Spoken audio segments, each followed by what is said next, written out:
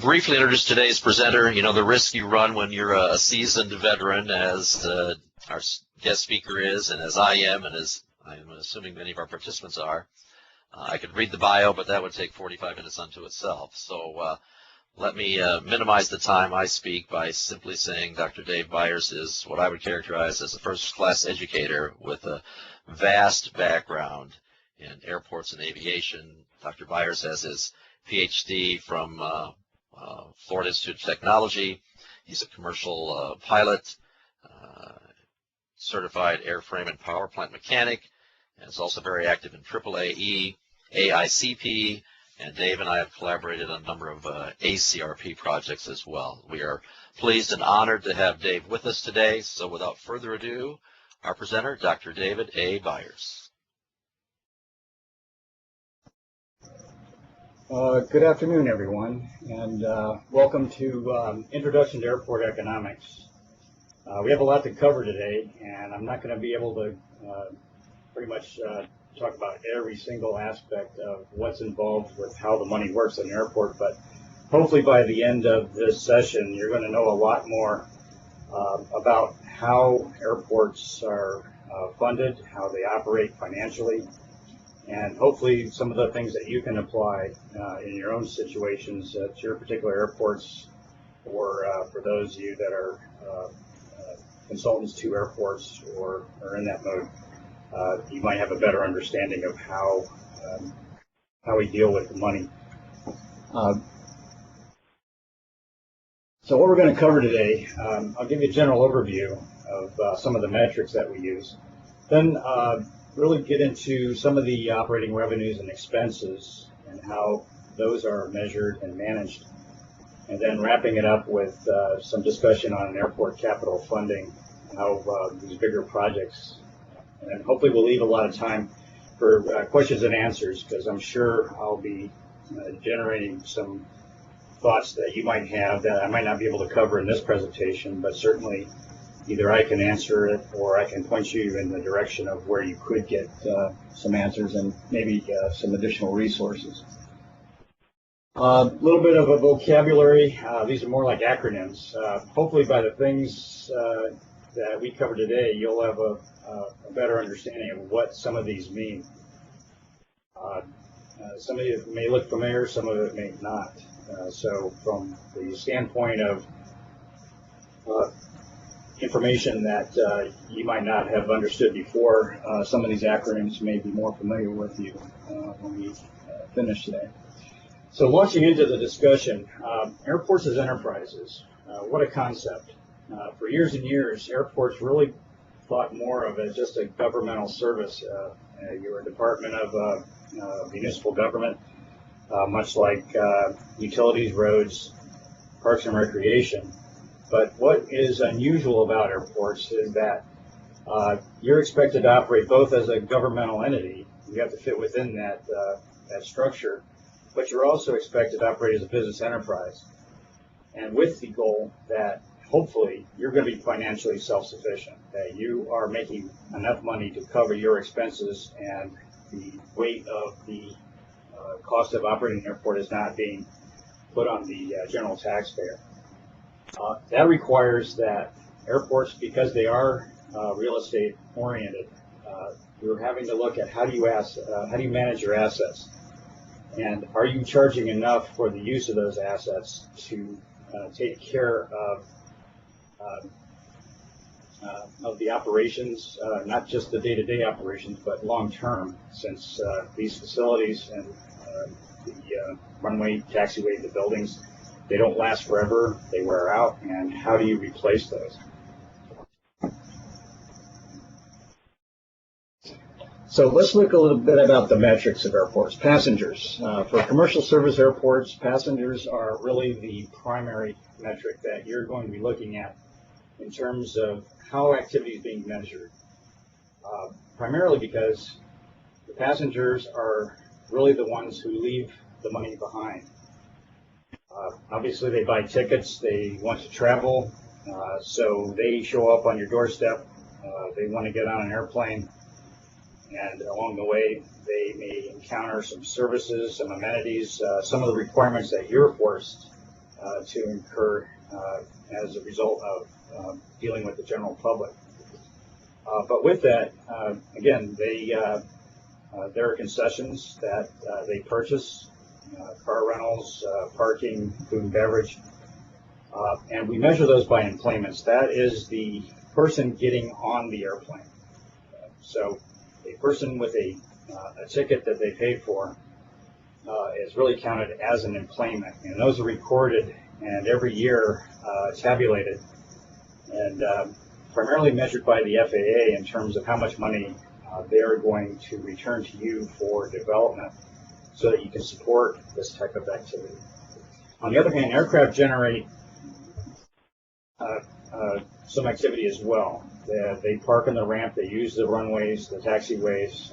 In some cases they have hangars, but probably the biggest activity out there may be fuel sales at both commercial service and general aviation operations generate fuel sales. And those are measured by operations, which is an aircraft movement. Now it could be a takeoff, it could be a landing. So we measure aircraft going in both directions. An aircraft arrival and a departure would actually count as two operations. Those two are tabulated by the FAA in terms of measuring the relative activity of the airport and how you are classified in certain departments. As I mentioned before, running an airport costs money. There are costs associated with just about everything that you do out there, from answering mail, answering the phones, to issuing grants, and that takes people.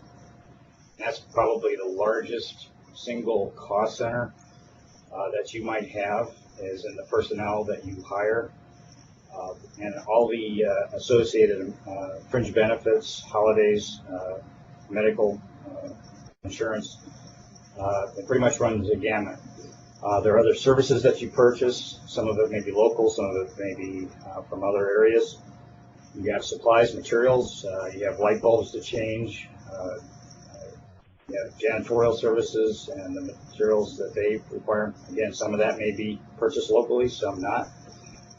You have communications, utilities, that may be a big line item for you as well. And not just the airfield lighting, but any of the other water, sewer, you name it. All those costs are incurred by you operating the airport. And what's important, and this is more of a foundational principle, is the idea of cost centers. So can you organize your costs based on the facility type and the usage? For instance, the airfield. What cost can you allocate to operating the airfield? So I mentioned light bulbs. The taxiway, the runway lights, they burn out from time to time. They have to be replaced. How about cutting the grass? How about sealing cracks to make sure the pavement doesn't deteriorate? In commercial service airports, you have a special requirement under federal regulations, Part 139, that the airport has to be safe. So you have people, you have equipment out there to make sure that the airport is safe as well. So as you go through the day-to-day activity of the airport and these costs are being incurred, can you organize those into these cost centers or buckets, if you will? So if you have a maintenance call on changing a light bulb out on the airfield, can you allocate that task, that maintenance worker, to go out there to change out the light? So you have a labor cost, you can have a material cost as well.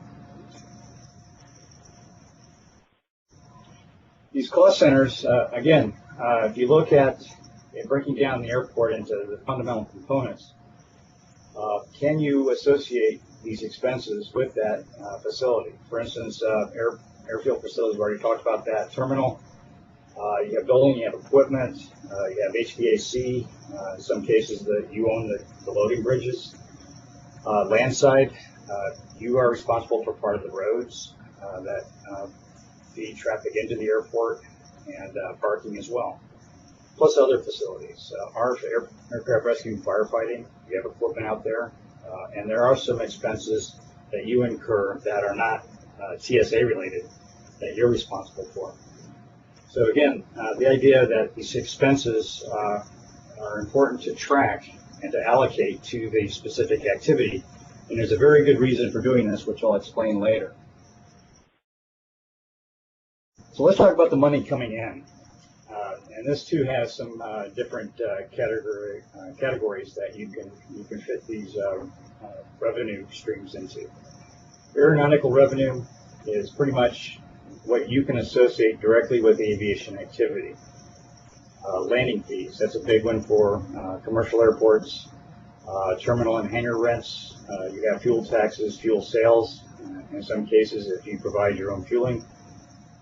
Non-aeronautical revenue, and don't get wrapped around the axle on this because there is a connection between the activity, like I mentioned, the enplanements, to what at least the FAA considers non-aeronautical revenue. So it's essentially the other revenues that you can collect from operations.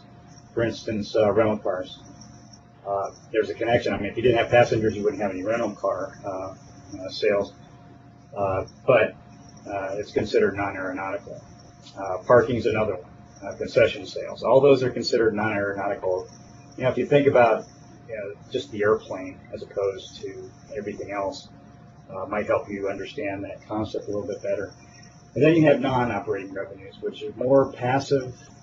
In some cases, you would get grants from time to time. That's considered non-operating revenue.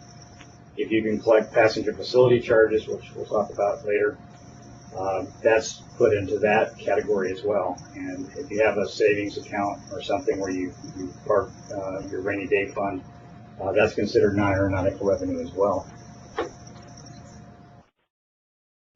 Landing fees, probably the most common of all the aeronautical user charges, primarily for commercial service airports, but there are some general aviation airports that charge landing fees too. And the idea is that the aircraft operators are paying for the use of the airfield, and they're going to be doing that to compensate you for all those expenses that you are incurring to keep that airfield open. So again, you have to do runway inspections. You've got people out there. You've got you got to mow the grass. In some cases, Florida, we're pretty well off. We don't have to worry too much about snow removal. We just wait for the sun to come out. But up north and in the Midwest and other areas, that's a huge expense to maintain the snow removal equipment, to operate it, and to have facilities to take care of it. Again, commercial service, you have to have aircraft rescue and firefighting services available. And I mentioned before the non-TSA security. So the idea is that people are starting to pay for what it's costing you to operate. So in some cases, that's how the fee is going to be developed, on how much should you charge for the use of the facility if you're trying to recover all these costs here. And I'm going to try to use this pointer here. So if you see those, how can you set up a fee to recover all that? Another part of the aeronautical revenue stream is terminal space. Airlines need space to operate. They have their own operations, dispatch in some cases, in their own offices. They have ticket counters. They occupy the departure gates and the equipments. In some cases, they own the loading bridge. Some cases, you do. Baggage makeup and claim areas and the carousels, and maybe even some maintenance areas that they need. One of the more universal aeronautical revenues is hangars, aircraft storage. If you own the hangars versus you just lease the property, that's still an aeronautical revenue, and also aircraft parking. And then in other cases, again, aviation activity generating the need for fuel sales. Can you collect money through the sale of fuel? And in some cases, you may have a fuel flowage fee, which may be a per gallon fee that you receive from, say, a fixed base operator. In some cases, you can adjust that. Some cases, you can't because it's built into their lease, and you may have a little bit of time to talk about that later. But that is another revenue stream for you. Looking at non-aeronautical revenue, this pretty much can run the gamut. That terminal space rentals, concessions. They need space to operate. They have their own ticket counters. The news and sundries occupy a certain amount of space. So you're either going to, and you may get them from both. You may get space rental per square footage. You can get it from concession fees, which would be a percentage of sales. And that's really looked at as giving them the privilege to operate as a business for your customers. Rental cars, they take up a lot of space. Parking, which for many airports is a huge revenue stream for them. In fact, for some, it is the largest single activity for generating revenue. Advertising, it's pretty small, but it's still important. But another big one, and this is one of the growth areas for a lot of airports that are looking for ways of enhancing revenues, vacant land and facilities. And these are not properties that are contiguous to the airfield, meaning there's no connection to the runway or the taxiway, and maybe you don't need that land for any aeronautical activities. So you're not going to need it for hangars, you're not going to need it for anything the airlines might want. So you have this vacant land that's just sitting there. Can you turn that into a revenue stream? A few notes, and we're going to get into a little bit of discussion on how these rates are set. That non-aeronautical revenues do not have to be treated like aeronautical revenues, and there's a good reason for that. And again, we'll talk about that here in a minute. So leases, concessions, rents, and charges for non-aeronautical activity do not have the same concern to, particularly to the FAA, because as a public entity or as a public airport, you have a responsibility for the traveling public, and also to establish fair rates and charges, primarily because the FAA's philosophy is that we're investing in your airport, that we need to make sure that you're dealing fair and square with the aeronautical users. But in most cases, non-aeronautical revenue is going to be set by fair market value.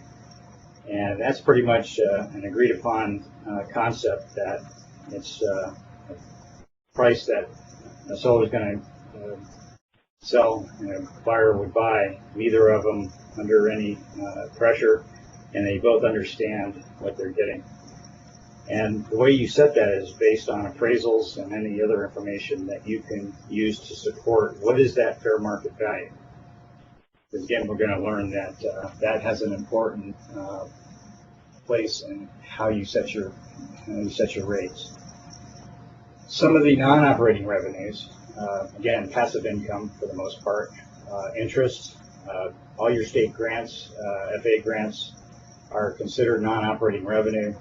If you're collecting passenger facility charges, and this may only apply to some of the larger airports, but a customer facility charge, which I'll talk about here in a minute, are also considered non-operating revenues.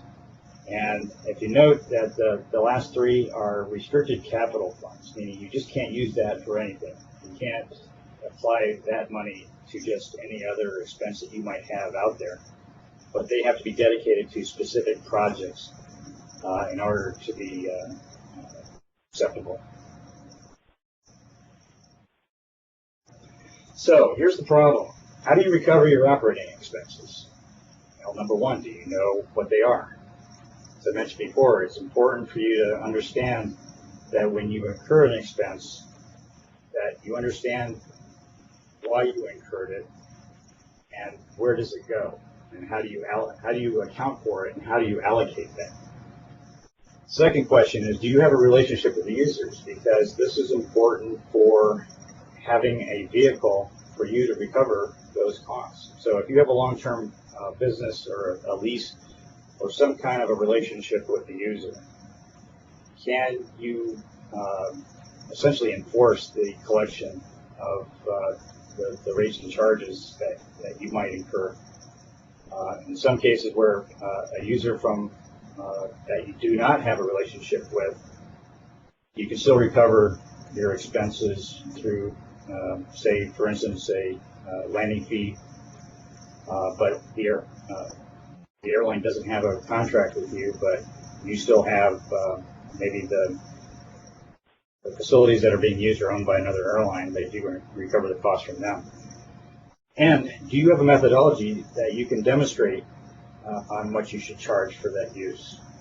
And this is going to be critical because as you start looking at maybe making some adjustments, do you have enough data to support why you're adjusting your rates?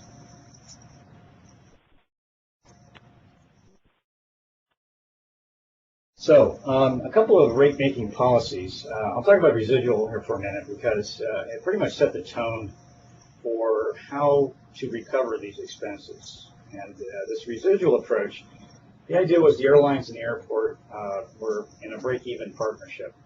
And it's really a legacy from the deregulated or the regulated airline environment, where essentially the federal government ensured that they were going to make a profit every year. So they're the ones that really had the money and the long-term backing.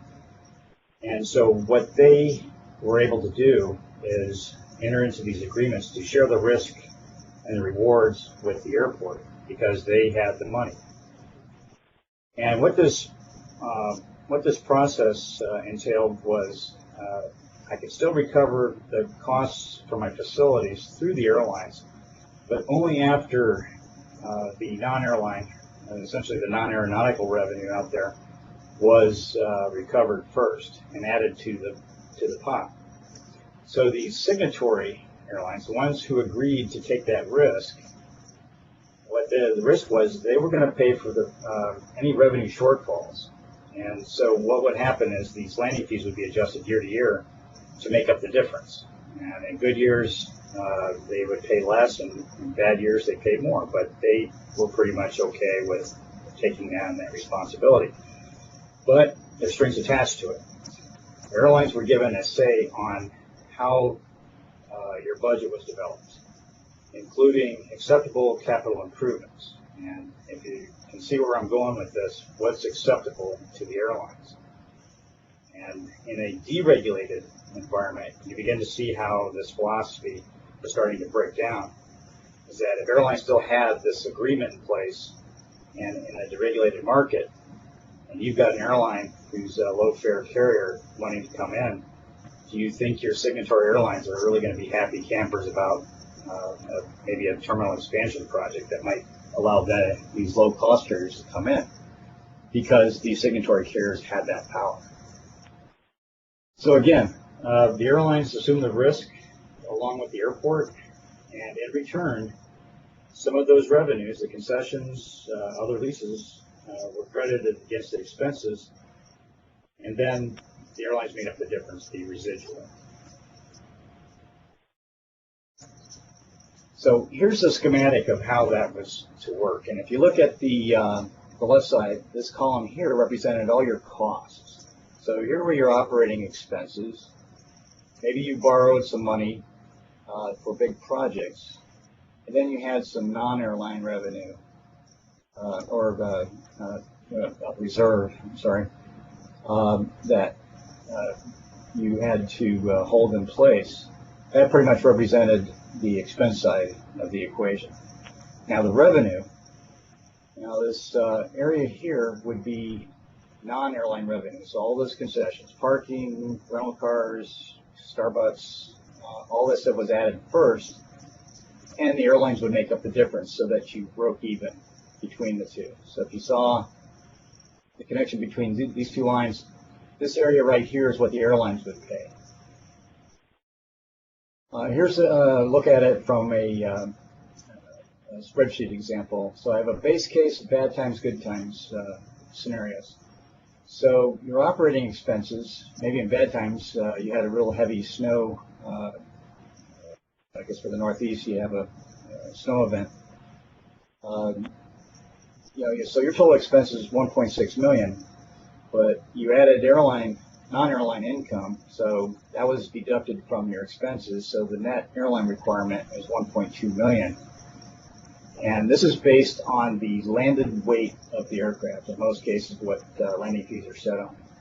The gross landed weight of the aircraft they use day to day has a certified weight and divide that by 1,000, and those are the units that are charged against the landing fee. So, in a normal time, $9. Bad times, the airlines would pay 12. But in good times, they'd only pay 6. You had a good year where you had a lot of income and your expenses were down, so they got a dividend from that. So what's wrong with the picture? Well, the airlines would support major projects because they were essentially helping you underwrite the debt for like big projects. So the airlines that would sign on, they're called signatory airlines. They were the ones that got that benefit. If you didn't sign the agreement, you didn't get the benefit. So you wouldn't get the deduction for non-aeronautical revenue. And here's the big gotcha, that they could approve or disapprove major projects because they had that right. If any project or any thing that would affect their budget would be in question, they could veto a project. So what this led to was the development of fortress hubs. So the Deltas, the Northwest, United, American, all these major carriers, they could pretty much slow down or stop construction in a deregulated market where you had airlines that wanted to come in. They could say no. So what ended up happening, it reached a critical point where Kent County, they operate Grand Rapids International Airport, Gerald R. Ford. That should be GRR, I'm sorry. They wanted to transition from a residual to a compensatory rate, and the airline did not like that. They argued that the airport, they didn't allocate the surpluses to the airfield, that the rates were going to generate a surplus, implying that the airlines were being overcharged for the use of the facility. And to make matters worse, you're not charging general aviation their fair share. And that's what they went in with and challenged the right for the airport to set up this a compensatory rate. So it went all the way to the Supreme Court through all the different appeals, and the Supreme Court found that the rates were reasonable. And here's the test. Because there was an approximation of the charges for the direct use of facilities, and what ended up happening is this established this test for future policies, that the rates, number one, they must be fair and reasonable. And the way you determine that is based on the fair, that you can connect the rate to the facility's use, and it's not excessive to the benefits that these airlines operate on. That it does not interfere with interstate commerce, that because you adjusted your rates that suddenly somebody from out of state cannot come in, and that you are not discriminating between classes of operators. So if you can meet those three tests, you're allowed to establish a compensatory rate structure. And that was huge. That was a huge win for the airports, because all of a sudden these residual agreements, and as they began to mature, they were usually long-term, 20, 30, 40 years even, that these agreements, like a long-term lease, but eventually they began to expire, and so a lot of airports started moving into this compensatory rate structure. And Grand Rapids, I believe they spent close to $2 to $3 million litigating this, but it was a huge win for the airport industry. So what rolled in was this compensatory rate-making policy, where users can be charged these allocated costs, and by doing so, you can be assured that you were going to at least cover your expenses. What's good for the users? You only use what you only pay for what you use, and yet the airport gets to keep all the non-airline revenues. You do not need to share this with the airlines.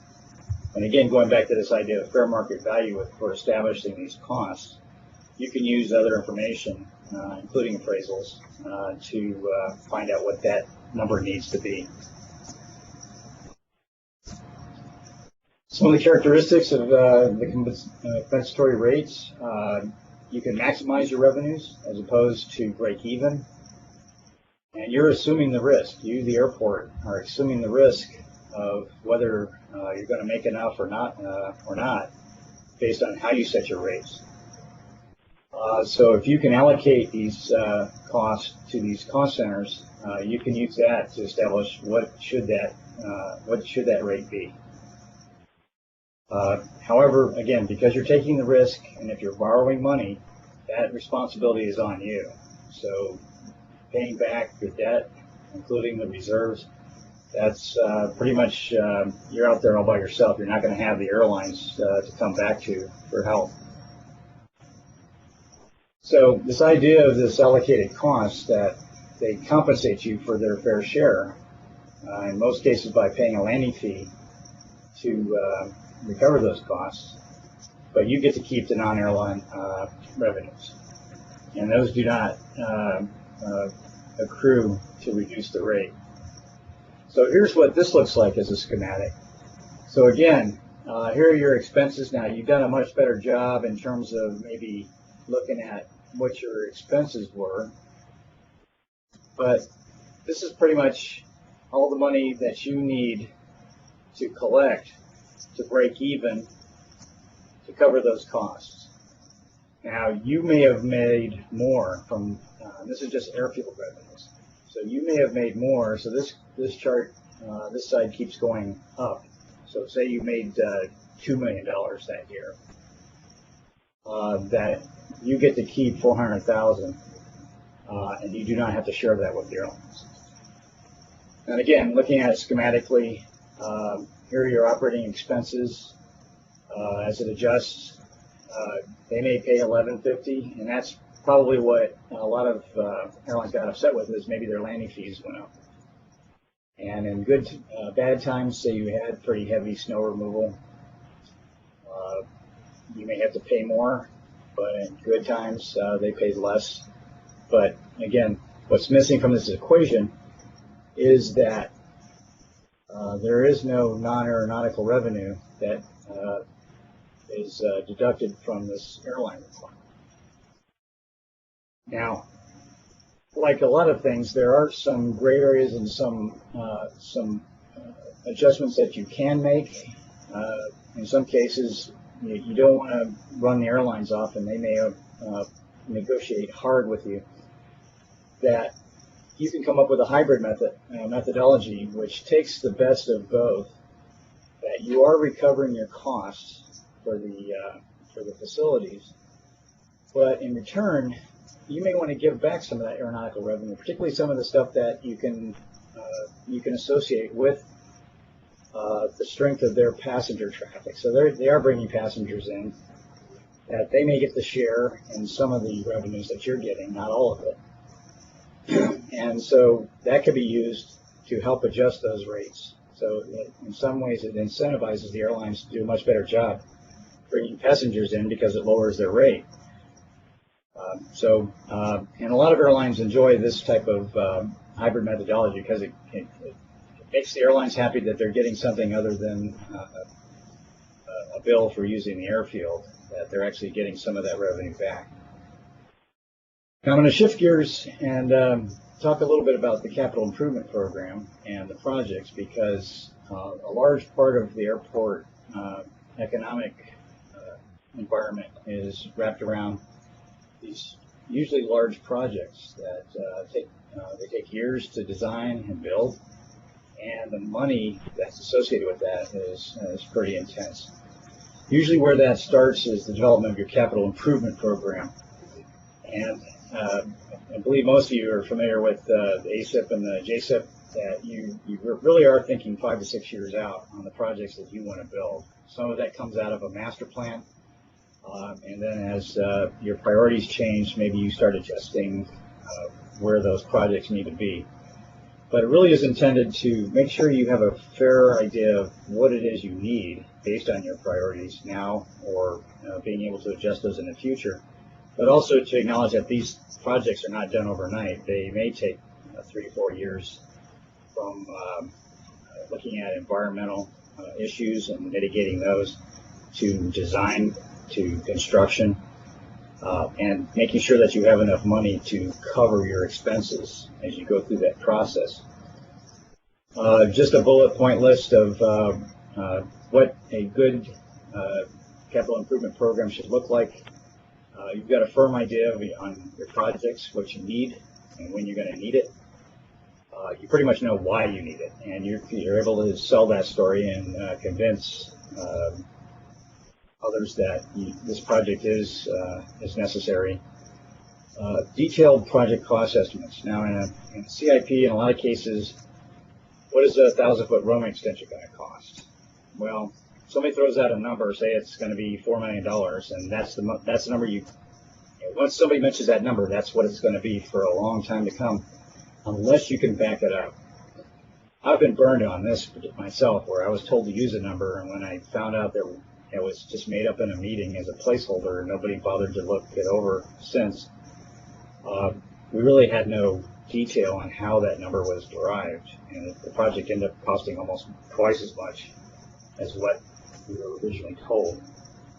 So it may not, it's not going to be generally included in your list of projects, but at least you know that 1,000-foot roadway extension, you know how much asphalt, you know how much dirt work, you pretty much know based on unit costs how you got that number.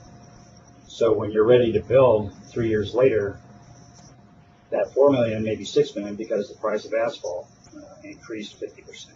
But at least you knew that, and you have a reason for going back and knowing exactly what it is it was going to cost you. And then another important aspect of that is to look at where's the money going to come from, and being realistic about it. Now, we'll talk a little bit about the FAA and the money they bring, but they're not going to pay for it all. So you may have to take a look at, if money's limited, that may change your priorities.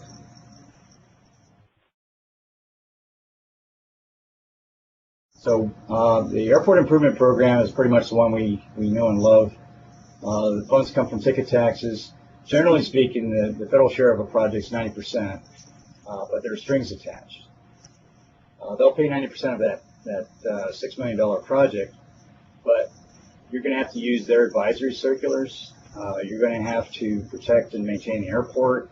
You have to abide by these other mandates. So these strings attached, you just need to be aware of them because they can get you in trouble if you don't. Projects are based on priorities. In a lot of cases, safety is the largest. When we're doing runway grooving projects and signage projects and runway safety area projects, those were at the top of the list. And in some cases, the FAA was telling you that you're not going to do anything else until you address those issues. But that, as it should be, safety is really the number one priority for any airport. Security comes next, and we've got a lot of money dedicated to security. Design standards, in some cases they change, and the FAA is going to look at helping you pay for what's changed and making sure that it meets the new standards. Reconstruction, if you have facilities that are wearing out, the philosophy is to protect what you have, and then capacity, and then there's some other priorities after that. State funding, most states will actually do a 50-50 with you. That they'll split that 10% of the non-federal share with you. So you really only have to come up with 5%. Florida and other states have separate programs where they may fund projects that are not real high on the eligibility list, on the priority list. For aviation needs, 80-20, 80% state, 20% local, and 50-50 for some economic development projects. But that money still has to come from somewhere for your share. So if you can get 95% of your project costs, you still have to come up with that 5. And for smaller airports, that sometimes is a challenge. But for $1 million project only costing you $550,000, that's a pretty good deal for some. But In other cases, you may have to go to city council to ask for that federal for that local match. Passenger facility charges. If you've ever traveled, most airports have a passenger facility charge program in place where airports can collect money from in-plane passengers. Now, as I mentioned earlier, this is a capital, restricted capital fund that there are specific projects that you can use it for. Remember what I said about fortress hubs? This idea of enhancing competition. One of the primary motivators for PFCs was to get around this signatory majority in interest fortress hub concept that airports could use PFCs to enhance competition, which may mean a terminal expansion designed to accommodate a low-fare carrier. The airlines were not big fans of this, but there was really nothing they could do because it was written into legislation this way. So if you can use the money for adding gates or terminal space or anything related to the movement of passengers and their bags through a terminal, that fits this particular category. And it doesn't have to be AIP eligible. You can treat those as local funds. So in some cases, federal requirements are not mandatory. You can use it for your sponsor share, that 5%. In some cases, you may just use it total PFC revenue to fund a project. And you can also use it to finance projects. So you can actually borrow money through bonds or some other kind of debt and use PFCs to pay it back. CFCs, again, mostly for larger airports. You can use customer facility charges. And usually they're going to be used for something big that they need to build.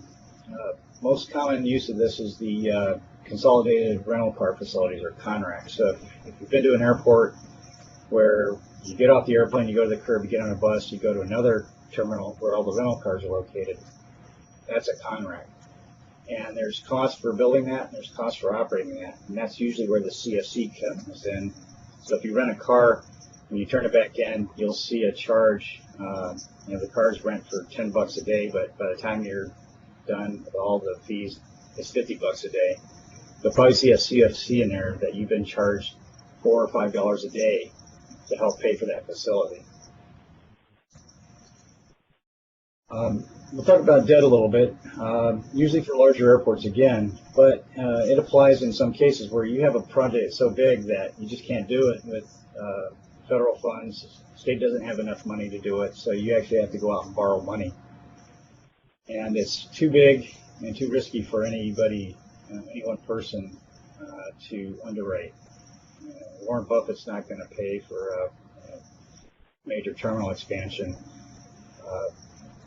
You're just going to have to go out and find people who are willing to buy a piece of that. So this idea of syndicating the debt, of chopping up in little pieces and selling essentially what looks like a share of a project comes in. So when somebody looks at, well, can I borrow money from you, or should I lend money to you? They're going to look at a couple of things. They're going to look at your airline service. They're going to look at what you're doing now for rates and charges. They're going to look at the community. Is it strong? They have strong tourism, or if you're a Rust Belt city, maybe not. How much money have you already borrowed? And they'll even look at your airport management. Does this person running the airport and their senior staff know what they're doing? They have a good track record. They have a good relationship with airlines because, again, they're going to give you a big chunk of money. They're doing essentially what they call due diligence to make sure that all of these stars line up to allow you to go out and borrow a large sum of money. Just a couple of different flavors. In the old school, these general obligation bonds, city-owned airports, the cities would borrow big chunks of money to do capital public works projects. They would use a piece of that for your airport project. After airports pretty much started a pretty good track record of revenue, the financial community looked at airports as being maybe a little more stable than we thought. So they would they would issue bonds against just the ability of the airport to generate enough revenue to pay it back. But maybe they might see it as a little more risky, but you might pay a higher interest rate for doing that. PSCs can be used for debt as well. You can do it as a double-barreled bond, which means that you're going to use PSCs to pay it back, and if you don't have enough PSC money because traffic dropped off, you can use airport revenues to make up the difference. More recently, with the strength of airports, they can issue standalone bonds based on PSC revenues all by themselves. And usually you might have a higher debt service reserve. So as I mentioned before, that you need to make more than just enough to cover the debt. You got to make a little bit more as a reserve just to make sure that there's a float or some kind of a margin that they can count on. In some cases, you may do a special revenue bond, and you have an airline that wants to build a manufacturer, a maintenance repair facility. Why would you do that? Employment. That's probably the biggest incentive for some of these facilities, but in a lot of cases, you're going to do a project like this because, number one, the tenant doesn't have enough money, or they're not as creditworthy as you are as an airport to borrow that money. So it doesn't go against their bottom line. But you're going to get your money back based on the rents that you're going to get from the tenant. It does have higher risk, so it's going to have a higher interest rate. But again, most communities would be interested in this because of the employment and all the ancillary benefits, tax base, all these things that would accumulate as a result of being able to draw high-paying jobs into the community. And then finally, private sector financing. In most cases, you might not have enough money to build a T hangar or some other building, but there are some people in the community that are willing. They may want to be one of the tenants, or they may just want to build it just because they see it as a revenue generator. So you go into this public-private partnership. Now, most of you are already doing this now, where you just issue a ground lease, but the private sector, whoever is building the hangar or the facility, is paying for the development. Now, the beauty of this is that you have a reversion clause where the facility goes back to you at the end of the term. So you may end up inheriting a 30, 40-year-old building, but it's yours.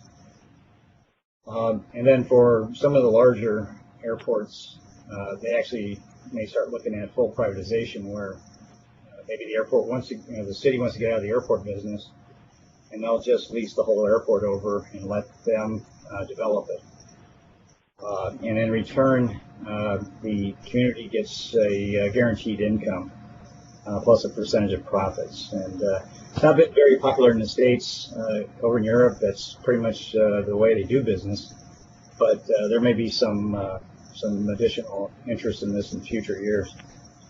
Hey, Dave, we're down to a couple minutes, my friend. Got it. Summing it up. So, revenues. They can come from all kinds of places, but it's important for you to know how you are collecting those revenues, how much you're charging. They don't have to be revenue from aeronautical sources, do not have to be based on the same methods as non-aeronautical sources. And most importantly, if you're doing a good job and you're collecting a surplus, that revenue can't go anywhere else but back to the airport. So this has been a problem in the past, that you're doing really well financially, but the rest of the city is not. They're going to start looking at ways of how can we get that revenue to help us out. Just be careful of that. I know it's a pressure that some have been put in awkward positions, but in recent years they've come down really hard on anybody attempting to try to divert revenue from the airport to other sources. On the expense side, They should be allocated to cost centers, whether you recover those or not, because it's going to be useful for you to make sure you know what it's costing you to operate. And you have the ability to demonstrate how you got that number. The airlines are really good at this. They'll go through your budget with a fine-tooth comb to make sure that that you're accurate. And it's the old adage, what gets measured gets managed. So if you're managing your expenses with the idea that you're going to recover those from revenues, you're doing a good job.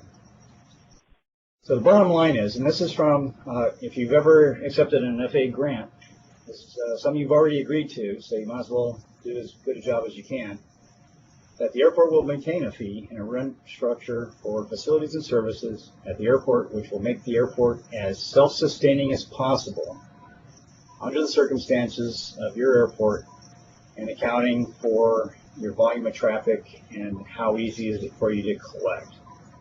So you've already agreed to that assurance, and if there's anything that you can do to make sure that that happens, you're going to be happy, your governing board is going to be happy, and the FAA is going to be happy too. So with that, I have, there's some reference material that we prepared. You can download this presentation. I also have a website where you can go and there's some resources that I've posted there. If you go to this website, www.avmoodle.net, they may ask you to log in as a first-time user.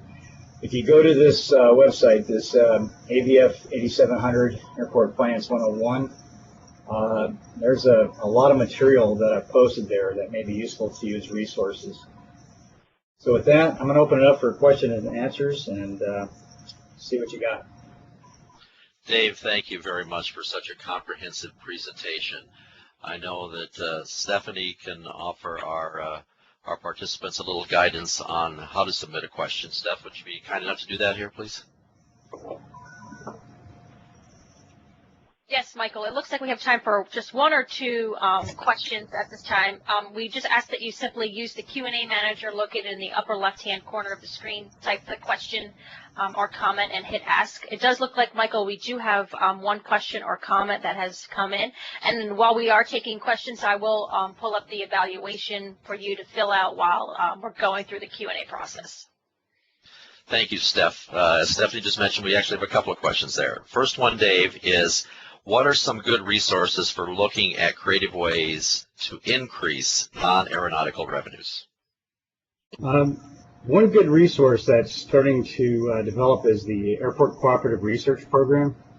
If you go to ACRP, to their website, they've published over 100 volumes that address different aspects of airports and the revenue generation, particularly for non-aeronautical revenue. I think they published, I believe it's Synthesis Report 19, which is a compilation of what some airports are already doing to enhance their non-aeronautical revenues.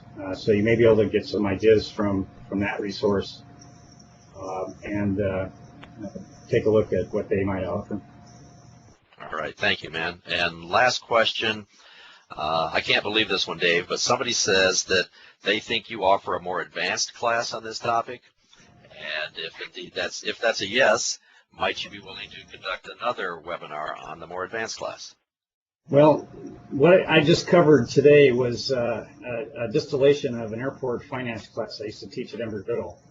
And you know, given my skills as an educator, I can take 50 minutes or 50 days to cover pretty much all these topics. But this is something that we've discussed as maybe a follow-on session, which might be useful for people who want to know more and then maybe take part one or two of these particular general topics and get into a little more detail on how that works. So I'll leave it to the audience if they feel that they want to have more of these types of sessions. I'm more than willing to offer them. But again, go to that website and you'll get actually, you know, like I talked about assurances, if you go to FAC's website and the continuing education, we've done some seminars that are videotaped. I did the one on grant assurances. So if you want to know about, for instance, if you want to know more about grant assurances, it's already posted on the FAC website. So I encourage you to go there and take a look as well. But be glad to help. Very good, Dave. Well, our time has come to an end. Dave, again, thank you so very much for the wonderful presentation and sharing your wealth of knowledge. To Bill Johnson and everyone affiliated with Florida Airports Council, thank you. And to our friends at the Florida DOT Office of Aviation, thank you as well. And to everyone who participated in today's webinar, thank you for investing the time, energy, and effort to be with us. And we hope to have you as part of a future webinar going forward. Thank you very much. Great.